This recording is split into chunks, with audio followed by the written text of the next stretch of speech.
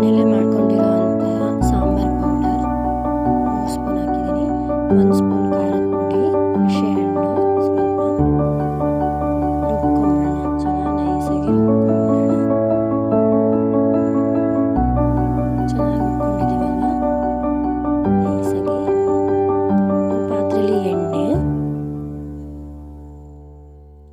ಸಾಸಿವೆ, ಕೆಂಪು ಮೆಣಸಿನಕಾಯಿ, ಕರಿಬೇವು, ಒಗ್ಗರಣೆಗಿದು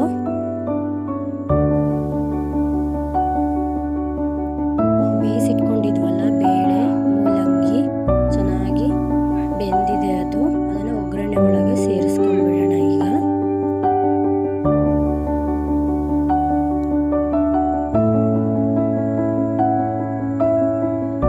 ಹಾಕೊಂಡ್ಬಿಡೋಣ ಒಳಗೆ.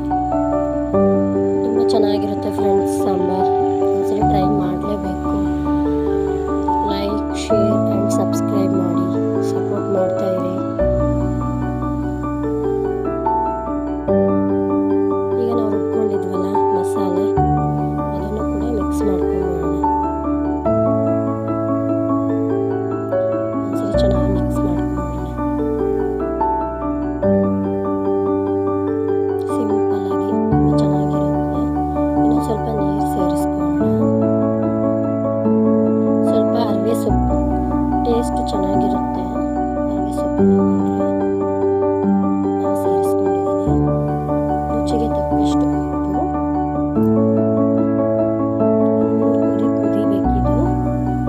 ಮಸಾಲೆ ಹಾಕಿದ್ದೀವಲ್ವ, ಅದೆಲ್ಲ ಚೆನ್ನಾಗಿ ಕುದಿಬೇಕು. ಕುದೀತಾ ಇದೆ ನೋಡಿ, ಸರ್ವ್ ಮಾಡ್ಕೊಳ್ಳೋಣ. ತುಂಬ ಚೆನ್ನಾಗಿರುತ್ತೆ.